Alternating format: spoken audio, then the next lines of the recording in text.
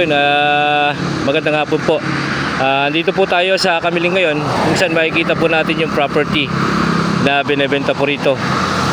Along Romulo Highway, ito po siya. Ayan, buong paligid po nito is napadiran po.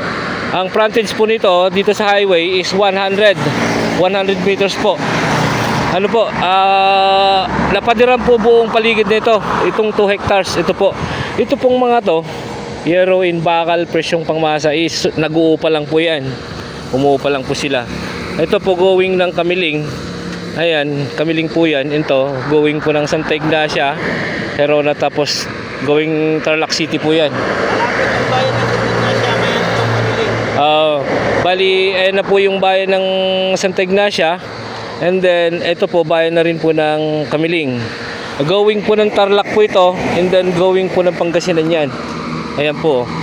Ito po 2 hectares. Buong paligid po na ito is napadiran. Ayan po. Good as commercial, industrial, or any purposes po. Ayan po yung buong paligid. 2 hectares po ito.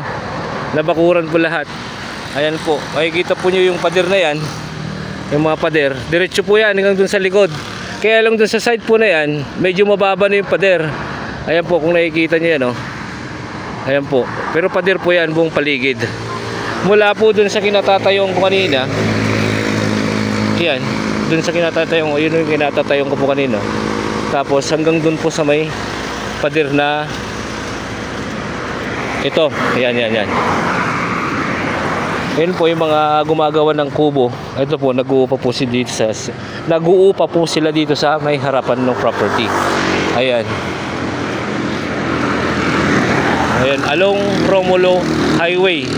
Gasoline station, any commercial purposes, pwede po. Ayan. At Kamiling, Tarlac.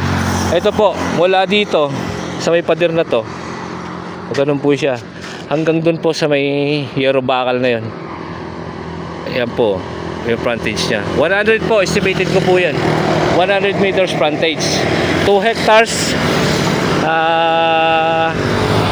Ayun. Parang kudrado po yung hugis ng lupa. Ayan, aakyat po ako dito sa meno para makita doon sa likod. Ayan po yung likod nyo. Ayan po. Malinis. Bakod po yan. Buong paligid. Tapos yung mga dito po sa harap na nag-uupa po yung mga yan. Ay. Ayun. Dito lang po sa Kamiling po ito. Guys, yung may-ari po nito ay andito lang po. Titulado po ito. Updated din po ang tax. At makakausap nyo po just in case yung may-ari, makakausap nyo po na personal.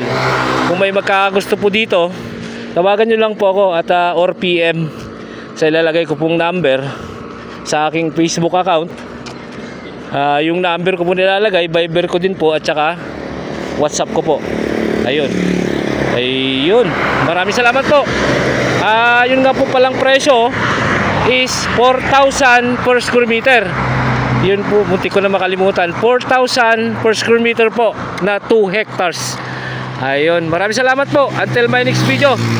Maraming salamat po.